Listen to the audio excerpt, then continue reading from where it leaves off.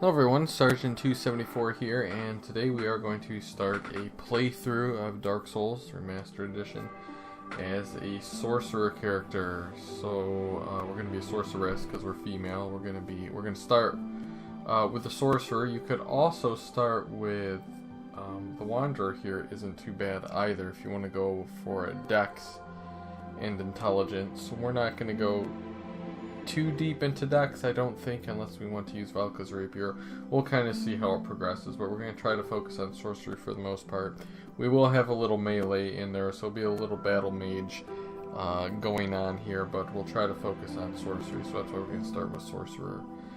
Master key again, and then the rest of the stuff is totally up to you. So we're going to accept, and let's go through the Undead Asylum here. Let's skip that. Let's get directly in-game here. Now, it's been a long time since I have played a sorcery build. I know sorcery is really good in this game, and I enjoyed it in the past. However, I have not utilized it in a long time. So one of the keys, I think, for sorcery, obviously since the Remastered Edition incorporates the DLC area, is going to be trying to rush probably Dark Bead, since that is an extremely powerful spell. So that will be one of our things that we'll try to do in this. Again, this is not going to be the most optimal sorcery run playthrough, but again, with all my playthroughs, this is going to be something that you guys can follow along with. And again, if I can do this, you can do it.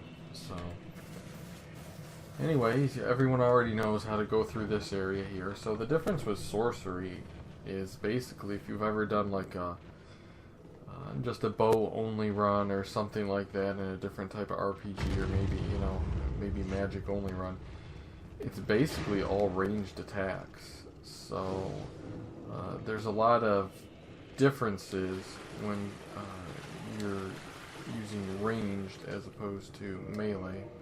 It's pretty obvious, but for instance, dodging and spacing, and especially for sorcery, cast time is going to be huge for what we're doing here. So I'm going to have to kind of learn all that stuff again because I don't know all of it. So we do start here with a leather shield. See, it's a good parrying shield. And we start with a dagger. So we will be using the dagger, or maybe the rapier to start out with. We'll see.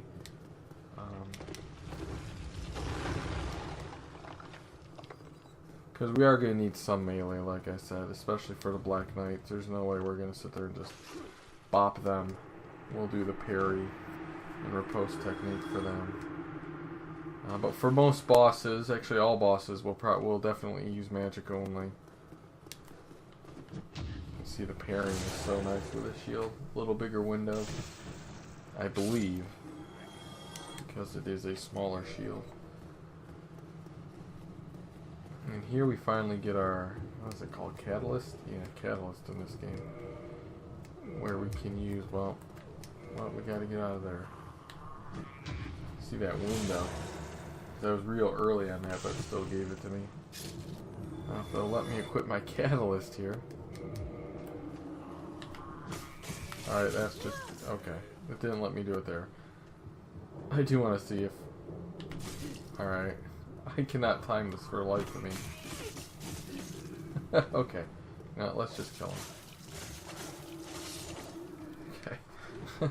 I cannot time that for anything. Alright. So let's see how our sorcery is going to do here. Alright, it's going to kill him in one shot. That's good. Alright. So again, sorcery runs are a little...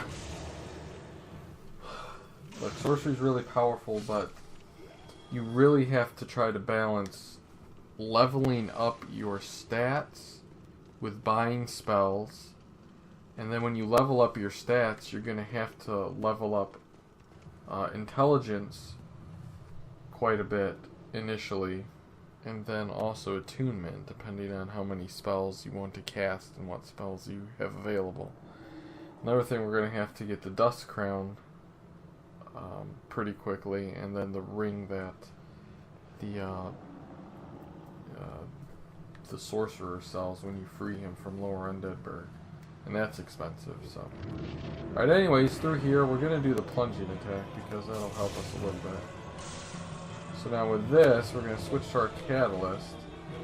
We're going to do the same thing. We're going to get behind him. See how much damage this does. Okay, that does pretty good damage.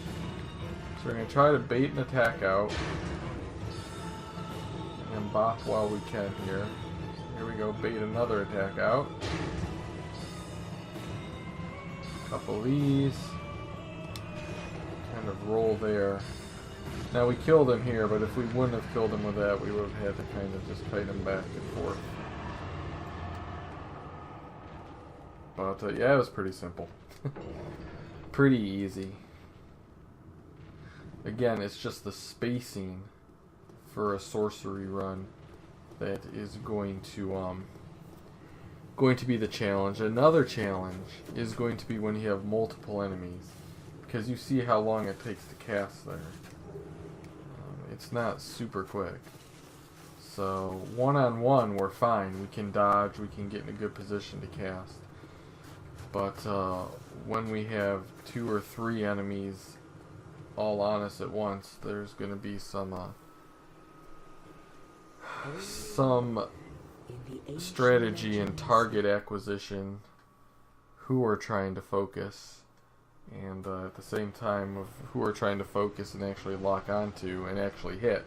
Just because you lock onto them doesn't mean they can't dodge your sorcery attacks. They can dodge the sorcery attacks. Or just by walking, your sorcery will go one way and then it will not track them. So you have that to deal with along with dodging, you know, the group's attacks. So, alright, well, here we are at Firelink as a sorcerer. Next episode we'll get prepared to go as a sorcerer here. We'll level up next episode and everything. What we're probably going to do is run and get the Firekeeper soul. That's basically free. And we'll also grab a few souls so we can level up, and then we'll go make a quick trip to Blighttown and get that Crimson gear with the Tin Banishment Catalyst, which I think is less powerful than this. However, the R2 in the Tin Banishment Catalyst is actually a physical attack. So we can get rid of our dagger until and just R2 people with that. That'll be a melee attack. It's like a good combo weapon. Reminds me of a lot of the Blue Flame, like in Dark Souls 2, I believe it is. Where the Blue Flame was initially a good sword, and then its secondary function was a catalyst. The Tin Banishment Catalyst, its first primary function is a catalyst, and its secondary function is physical damage, so whatever. That made no sense. Well, it did to me. I probably butchered it for you guys. Anyways, alright, next episode we'll go and get prepared for our sorcerer, get her some starting goodies, and then we'll start going through the Undeadburg. Alright, thanks for watching. Bye-bye.